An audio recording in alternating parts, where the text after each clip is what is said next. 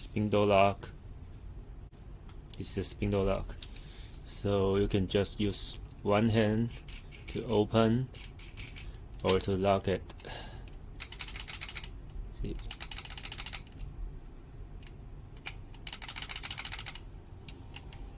You only need to tighten it by one spanner.